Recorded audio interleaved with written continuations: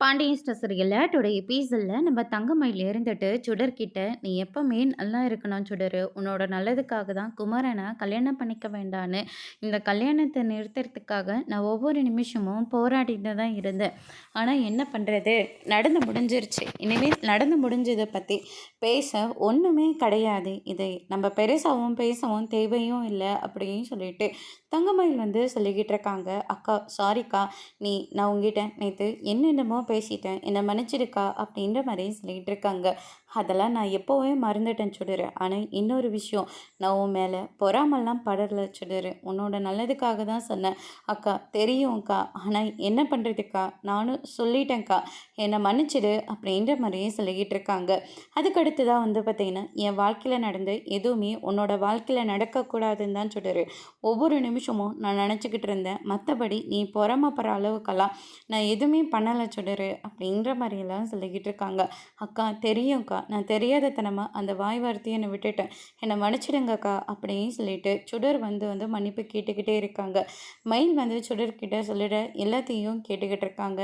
அம்மா அப்பா சொல்கிறது சரியாக இருக்கும் தான், ஆனால் எப்படிப்பட்ட அம்மா அப்பா தான் பிள்ளைங்களுக்கு சொல்கிறாங்கன்ற அர்த்தத்தில் தான் எல்லாமே இருக்குது. நம்ம அப்பாவும் சரி அம்மாவும் சரி சரி கிடையாது, அவங்க சொல்கிற எல்லாத்தையும் நீ கேட்கணுன்றதுல எந்த அவசியமும் கிடையாது அப்படின்னு சொல்லிட்டு நம்ம தங்கமயிலேருந்து சொல்லிக்கிட்டு இருக்காங்க. சரிங்கக்கா அப்படின்னு சொல்லிட்டு நிறைய அட்வைஸாக பண்ணிக்கிட்டே இருக்காங்க. அதுக்கடுத்து தான் இந்த பக்கம் பார்த்திங்கன்னா அம்மாச்சி இதெல்லாம் கேட்டோன்னே எதுவுமே பேசாமல் அங்கேருந்து கிளம்பிடுறாங்க.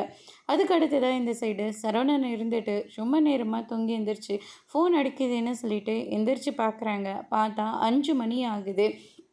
டைமை பார்த்தோன்னே பயங்கரமாக ஷாக் ஆகுறாங்க. அம்மா என்னம்மா டைம் இவ்வளோ ஆயிட்டிருக்கு, ஆனால் ஒரு வார்த்தை கூட நீங்கள் என்னை எழுப்பவே இல்லை, சொல்லவும் இல்லை அப்படின்ற மாதிரி சொல்லிக்கிட்டு இருக்காங்க.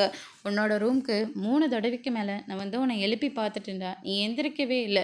அதனால தான் சரி எப்போ எந்திரிச்சாலையும் பரவாயில்லன்னு சொல்லிட்டு அமைதியாக நான் விட்டுட்டேன்டா அப்படின்ற மாதிரியே சொல்லிடுறாங்க. அதுக்கடுத்ததாக கஸ்டமர் ஃபோன் பண்ணி என்னப்பா இது, இன்னுமே நீ கொண்டு கொடுக்கவே இல்லையே, டெலிவரி பண்ணவே இல்லையே, உன்னை தானே நம்பிட்டு இருந்தேன் அப்படின்ற மாதிரியெல்லாம் சொல்லிக்கிட்டு இருக்காங்க. சாரிண்ணே, நான் 6 மணிக்கெல்லாம் எடுத்துகிட்டு கொடுத்துட்றேன், கொஞ்சம் அட்ஜஸ்ட் பண்ணிக்கோங்கண்ணே அப்படின்ற மாதிரி நம்ம சரவணன் சொல்லிக்கிட்டு இருக்காங்க. அதுக்கடுத்து தான் இந்த பக்கம் பார்த்தீங்கன்னா கடைக்கு கிளம்பிட்டு இருக்கிற போது நம்ம பாக்கியம் எல்லாரும் அவங்கவுங்க வீட்டுக்கு கிளம்புறதுக்காக வெளியே வராங்க. அப்போ வண்டி வேற ஸ்டார்ட் பண்ணிகிட்டு இருக்காங்க. இவங்க வெளியே வரதை பார்த்த உடனே சரவணன் ரொம்பவே கோவப்படுறாங்க. என் மூத்த பொண்ணை கல்யாணம் பண்ணி கொடுத்த இடம் தான் சரியில்லாமல் போச்சு, என் 2வது பொண்ணு, அதனால தான் உங்கள் வீட்டுக்கு கல்யாணம் பண்ணி கொடுத்தேன், என் பொண்ணை நீங்கள் நல்லபடியாக பார்த்துக்கணும் அப்படின்ற மாதிரியே சொல்லிக்கிட்டு இருக்காங்க. எதுக்காகவும் கவலைப்படாதீங்க, சுடரை நல்லபடியாக பார்த்துக்கிறது எங்களுடைய பொறுப்பு அப்படின்ற மாதிரி சொல்லிக்கிட்டு இருக்காங்க. அதுக்கடுத்ததான் நம்ம சரவணனை வெறுப்பேற்றிட்டு இருக்கிற மாதிரியே சொல்லிக்கிட்டு இருக்காங்க. நாங்கள் என் பெரிய பொண்ணை பார்த்து நல்ல குடும்பம்னு சொல்லி பொண்ணை கட்டி கொடுத்தா வாழை வெட்டியை அனுப்பி விட்டுட்டாங்க. இப்போ அவள் வாயும் உயிரமாக இருக்கா. ஆனால் அந்த வீட்டில் இருக்கிறவங்க ஒருத்தர் கூட என் பொண்ணை கண்டுக்கவே மாட்டேங்கிறாங்க. ஆனால் இந்த குடும்பத்துலலாம் அப்படி நடக்காதுன்னு சொல்லி தான் நம்பி கல்யாணம் பண்ணி கொடுத்துருக்கேன் அப்படின்ற மாதிரியெல்லாம் சொல்லிக்கிட்டு இருக்காங்க. சுடரன் எங்கள் வீட்டு பொண்ணு அப்படின்ற மாதிரி எல்லாருமே பாக்கியம் கிட்ட எடுத்து சொல்லிக்கிட்டு இருக்காங்க. டேய் சரவணா சீக்கிரமாக ஸ்டார்ட் பண்ணிட்டு கிளம்புடா அப்படின்ற மாதிரியெல்லாம் சொல்லிக்கிட்டு இருக்காங்க. அதுக்கப்புறம் ஒரு வழியாக வண்டியை ஸ்டார்ட் பண்ணிவிட்டு அங்கேருந்து கிளம்பிடுறாங்க. இந்த பக்கம் நம்ம பாக்கியம் எல்லாருமே கிளம்பி போயிடுறாங்க.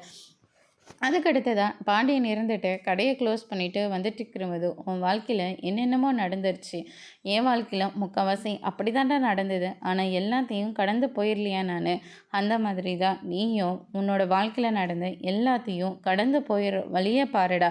அதேவே நினச்சிட்டு இருந்தா எதுவுமே பண்ண முடியாது, நம்ம அடுத்த ஸ்டேஜுக்கே நம்ம போக முடியாது.